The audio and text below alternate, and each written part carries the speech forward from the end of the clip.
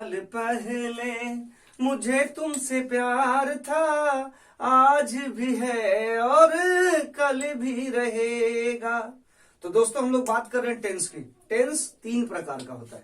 पहला क्या होता है प्रेजेंट टेंस, दूसरा क्या होता है पास्ट टेंस और तीसरा क्या होता है फ्यूचर टेंस। अब सबसे पहले ये जानो कि मैंने कहा कि 100 साल पहले मुझे तुमसे प्यार था, आज भी है और कल भी रहेगा। तो 100 साल पहले मुझे तुमसे प्यार था, मतलब ये हो गया कि प्यार था, यानी कौन सा टेंस हो गया पास्ट टेंस। आज भी है, ये कौन सा टेंस हो गया प्रेजेंट टेंस। और कल भी रहेगा यानी क्या हो गया फ्यूचर टेंस, यानी इसमें तीनों समाकलित है।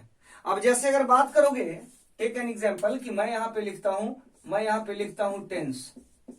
मैं यहां पे क्या लिखा, मैंने लिखा टेंस। तो टेंस लिखा, ये जो टेंस वर्ड जो मैंने यहां पे डाला, टेंस के साथ एक वर्ड और आता है, that one is called time. That one is called time. इसी को सुनियोजित तरीके से हम लोग लिखते हैं time and tense. Time and tense.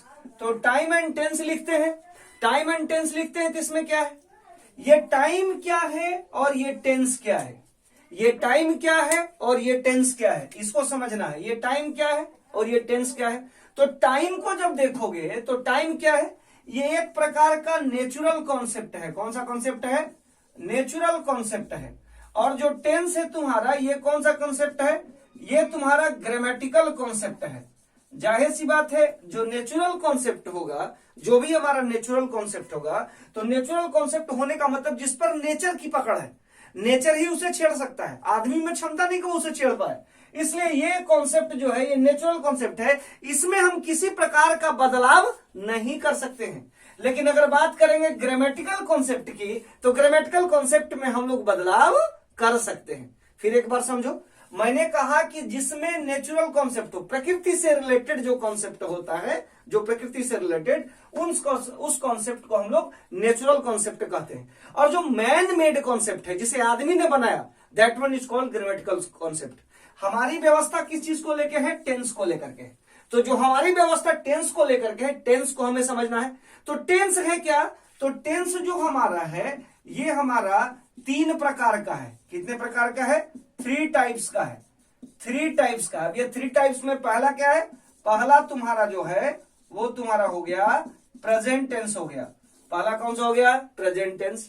अब प्रेजेंट टेंस क्या होता है, तो ये set of rules that comes in present, नियमों का एक कड़ी जो वर्तमान में आता हो। वर्तमान में कैसे आता है, जैसे मैं कहता हूं जी चाहता है चूम लूं होठों को तुम्हारी। एक माँ जो है वो अपने बच्चे को कहती है कि जी चाहता हूं, जी चाहता है चूम लूं होठों को तुम्हारी। अब देखो उसमें ताहे लगा हुआ है, तो जिसमें ताहे लगा है प्रेजेंट की बात कर रहा है। तो जब प्रेजेंट की बात करें, प्रेजेंट टेंस होगा, तो जी चाहता है चुम लूं होठों को तुम्हारी। अब इस सेंटेंस को बनाओगे तो ये बनेगा आई फील लाइक, ठीक है, किसिंग योर लिप्स।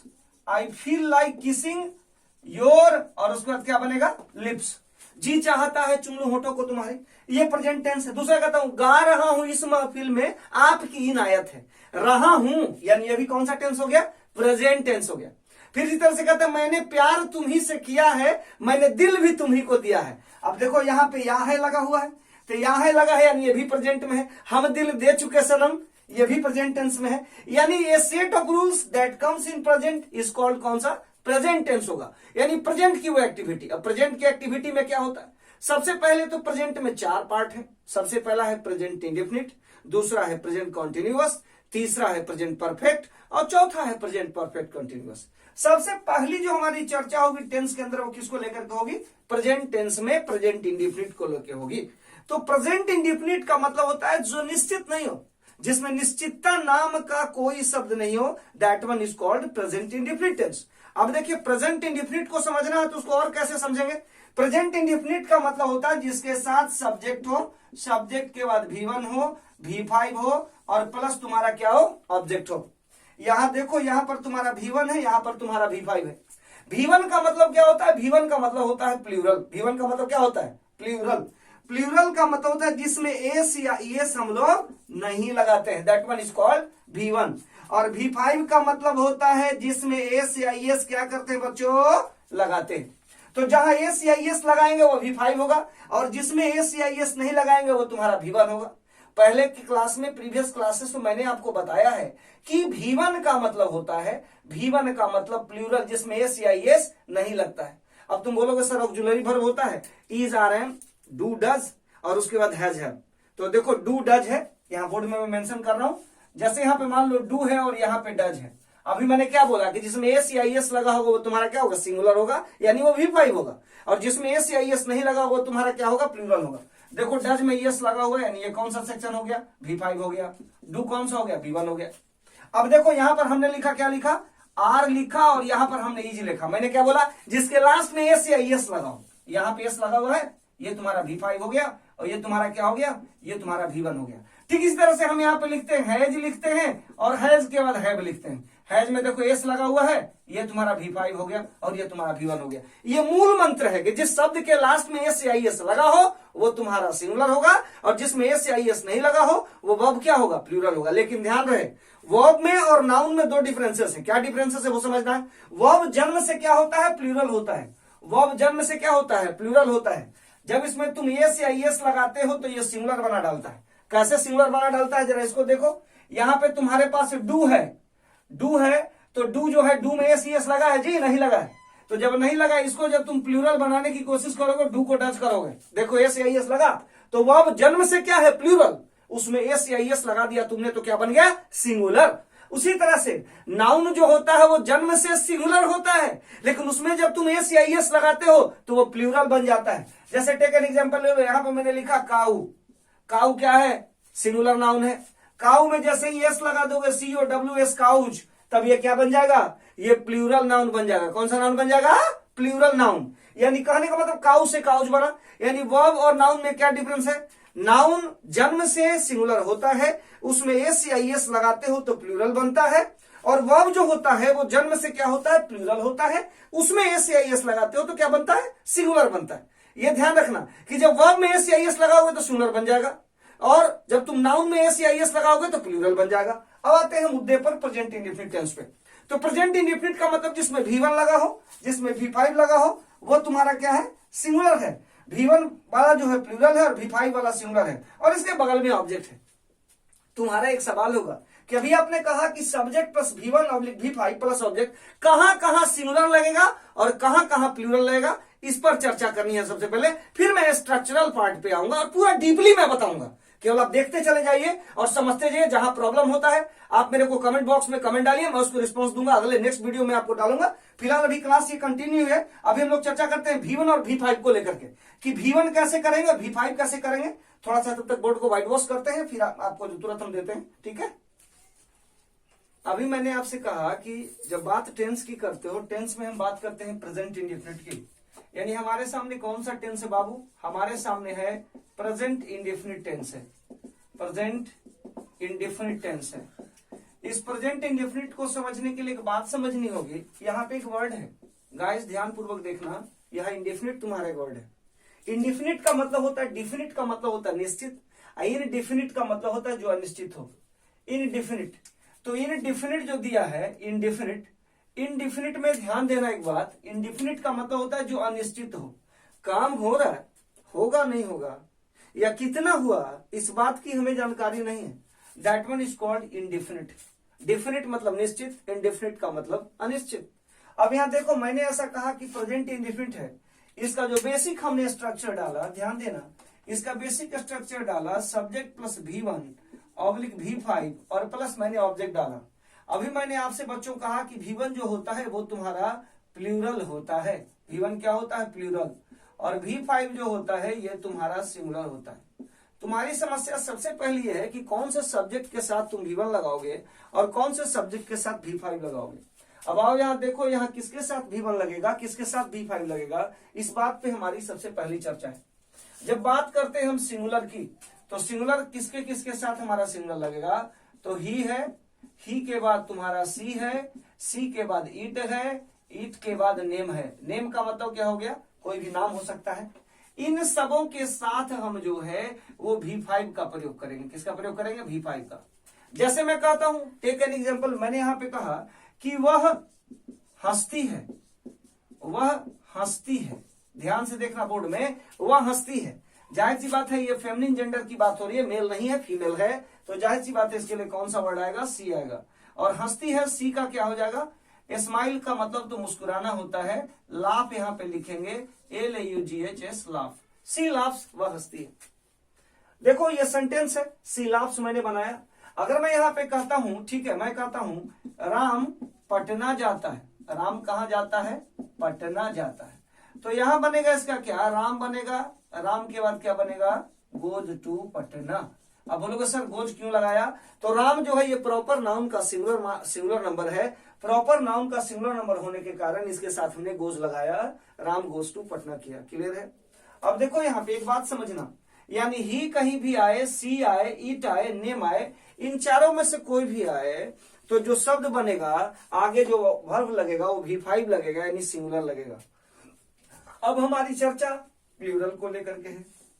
अब देखो इसमें आई आएगा, वी आएगा, यू आएगा, दे आएगा, ये चार अगर आते हैं, आई वी यू दे, और इसके साथ अगर कोई प्लूरल सब्जेक्ट आता है। अब तुम मेरे से पूछोगे कि सर ये बताओ प्लूरल सब्जेक्ट क्या होता है, तो प्लूरल सब्जेक्ट का मतलब जहां सब्जेक्ट की संख्या बढ़ा दी जाए, जहां क्या कर दी जाए, बढ़ा दी जाए। जैसे अभी मैंने राम लिखा और राम के बाद अगर मोहन लिख देता हूं, एंड करके Ram and Mohan, these are two characters, these are two subjects, the first one is Ram and the second one is Mohan. Dear friends, what I have said, if two subjects are coming together, they are proper noun in one sentence. कहने का मतलब है अगर वो एक sentence में दोनों आते हैं, वैसी स्थिति में राम एंड मोहन दोनों जो हमारा है वो क्या हो जाएगा, वो प्लूरल हो जाएगा।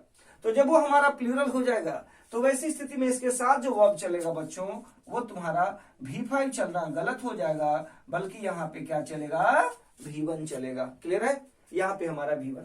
अब देखो यहाँ दे है, यू है, वी है, आई है, ये सारे सब्जेक्ट के साथ हम V1 लगाएंगे। जैसे मैं कहता हूं मैं, ठीक है, अंग्रेजी पढ़ाता हूं, मैं यहां लिखता हूं मैं अंग्रेजी पढ़ाता हूं, मैं अंग्रेजी पढ़ाता हूं, इसका क्या बनेगा, आई। पढ़ाना की अंग्रेजी क्या होती है बच्चों, टीच होती है, TEACH। कौन सी सब्जेक्ट पढ़ाता हूं, इंग्लिश पढ़ाता हूं, आई टीच इंग्लिश। ये सेंटेंस हमारा 100% सही है। यानी आई वी यू दे के साथ हमेशा कौन सा सब्जेक्ट लगेगा, तो आई वी यू के साथ हमेशा कौन सा वर्ब लगेगा, हमेशा और हमेशा V1 लगेगा। लेकिन ही सी इट नेम के साथ हमेशा हम V5 का प्रयोग करेंगे। सबसे पहली बात समझो, प्रेजेंट इंडेफिनिट का मतलब ही होता है सब्जेक्ट प्लस V1 और V5 प्लस ऑब्जेक्ट। V1 हमारा यहाँ पे क्या है, प्लूरल है, और V5 हमारा यहाँ पे क्या है, सिंगुलर है। आई वी यू दे और कोई प्लूरल सब्जेक्ट अगर आता है तो वैसी स्थिति में उसके साथ V1 का प्रयोग, और ही सी इट नेम या आपको जो है थर्ड पर्सन सिंगुलर नंबर कोई भी आता है तो वैसी स्थिति में उसके साथ हम लोग V5 का प्रयोग करेंगे। तो इस तरह से हमने समझा कि कहां पर हम V1 लगाएंगे और कहां पर हम V5 लगाएंगे। पहली चर्चा हमारी इस बात को लेकर के। अब इसके लिए स्ट्रक्चर कितने प्रकार के आते हैं, 4 प्रकार के स्ट्रक्चर। किसी भी सेंटेंस को जब तुम बनाते हो 4 तरह के स्ट्रक्चर से तुमको गुजरना होता है। सबसे पहला क्या होता है, अफर्मेटिव होता है। अफर्मेटिव का मतलब जो अभी मैंने स्ट्रक्चर लिखा, subject plus V1 oblique V5 plus object. इसका जब तुम निगेटिव बनाओगे तो क्या बनेगा, सब्जेक्ट प्लस बनेगा do oblique does plus not plus V1 plus object, जो कि मैं बोर्ड के माध्यम से तुम्हें बताता हूं कि किस तरह से बोर्ड के माध्यम से मैं आपको बता रहा हूं, जरा उसको ध्यानपूर्वक देखो। वो मैंने अभी बताया, उसको क्या करना है अब उसको समझो। जब हम निगेटिव स्ट्रक्चर की बात करें, सब्जेक्ट होगा, सब्जेक्ट के बाद क्या होगा, डू डज होगा, डू डज के बाद नॉट होगा प्लस V1 प्लस ऑब्जेक्ट। अब बोलोगे सर ये बताओ कि यहाँ डू है और यहाँ पे डज है, तो डू हमारा कहाँ लगेगा और डज हमारा कहाँ लगेगा। डू हमारा V1 है और डज हमारा V5 है। जाहिर सी बात है आई वी यू दे के साथ अगर वो हमारा सब्जेक्ट है तो उसके साथ डू नॉट का प्रयोग करेंगे, और अगर हमारा जो है ही सी इट नेम अगर है तो उसके साथ हम लोग डज नॉट का प्रयोग करेंगे।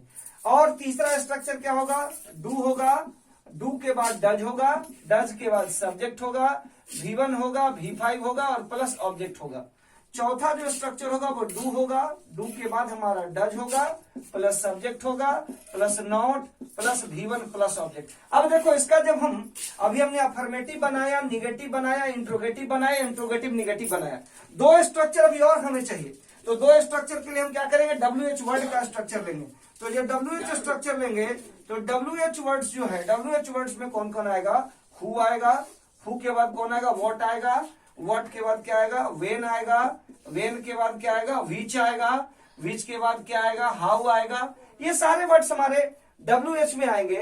ये WH वर्ड्स का इस्तेमाल करके हम स्ट्रक्चर्स को फ्रेम करेंगे। यहां भी हमारे दो स्ट्रक्चर्स फ्रेम होंगे, इन स्ट्रक्चर्स पर भी हम चर्चा करेंगे, लेकिन पहले हमारी चर्चा इन चार स्ट्रक्चर्स को लेकर के होगी। अफर्मेटिव, अफर्मेटिव यानी assertive, negative, interrogative, interrogative negative, और फिर हम WH की चर्चा करेंगे। पहले चार की हमारी चर्चा होगी। मैंने क्या कहा, जैसे मैं कहता हूं मैं अंग्रेजी पढ़ाता हूं तो आई टीच इंग्लिश, मैं अंग्रेजी नहीं पढ़ाता हूं, I do not teach English. अब आई के साथ डू नॉट क्यों लगाया, क्योंकि आई जो है वो अपने साथ हमेशा जो है V1 लेता है, तो V1 ग्रुप में डू आएगा। डू और डज निगेटिव में जाकर के क्या हो जाते हैं, ऑक्सिलरी वर्ब हो जाते हैं। याद रखना कि जब तुम प्रेजेंट इंडेफिनिट की बात करते हो तो प्रेजेंट इंडेफिनिट के अफर्मेटिव में कभी भी आपका जो है ऑक्सिलरी वर्ब का प्रयोग नहीं होता, बल्कि ये V1 और V5 जो है ये तुम्हारा मेन वर्ब है। ये कौन सा वर्ब है बच्चों, मेन वर्ब है। ये कौन सा वर्ब है, मेन वर्ब है। तो ये मेन वर्ब है, लेकिन ये ध्यान देना जैसे ही इसका तुम निगेटिव बनाओगे, जैसे ही इसका क्या बनाओगे, निगेटिव बनाओगे, तो निगेटिव बनाने की स्थिति में ये स्ट्रक्चर बनेगा subject plus do does plus not plus V1 plus object. तीसरा स्ट्रक्चर कौन सा बनेगा, तो तीसरा बनेगा इंट्रोगेटिव। इंट्रोगेटिव में ऑक्सिलरी को क्या करेंगे, आगे कर देंगे।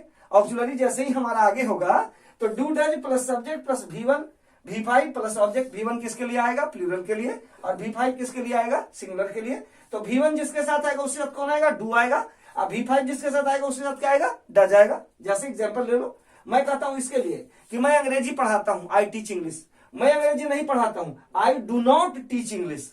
तीसरा बना तो क्या मैं अंग्रेजी पढ़ाता हूं, तो डू आई टीच इंग्लिश। ठीक है, क्या मैं अंग्रेजी नहीं पढ़ाता हूं, तो do I not teach English बना। फिर इसी तरह से करता हूं, वह खाना बनाती है, तो क्या बनेगा, सी, और यहां से बनेगा सी कुक्स, फूड बनेगा। वह खाना नहीं बनाती है, सी डज नॉट कुक फूड हो जाएगा, डज नॉट कुक फूड हो जाएगा।